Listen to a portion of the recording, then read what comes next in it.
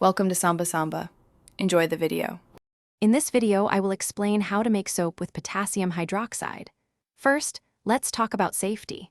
When working with potassium hydroxide, also known as lye, it is crucial to protect yourself. Always wear safety goggles and gloves to shield your eyes and skin from chemical burns. Ensure you are in a well-ventilated space to prevent inhaling any fumes. Keep a bottle of vinegar handy. It acts as an acid to neutralize any lye spills immediately. Use only heat-resistant equipment. Now, let's prepare the lye solution. Accurate measurement of potassium hydroxide is essential for a successful soap. Always add the lye slowly to distilled water. Never water to lye, as this can cause a dangerous reaction. Stir gently until the lye is fully dissolved.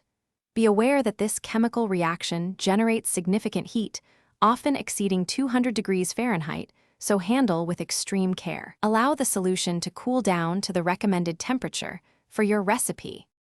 Next, we combine the oils and the lye solution. Gently warm your chosen oils to the specified temperature, usually around 150 degrees Fahrenheit. It is vital that both your lye solution and oils are within 10 degrees Fahrenheit of each other for proper saponification. Slowly and carefully pour the lye solution into the warmed oils, stirring constantly. Continue mixing until the mixture thickens to trace, which looks like a thin pudding. Finally, let's discuss curing and finishing your soap. Once your soap reaches trace, pour it into your prepared molds without delay.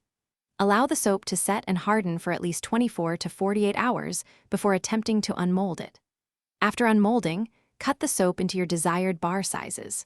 For optimal mildness and longevity, cure the finished soap in a well-ventilated area for several weeks, allowing excess water to evaporate.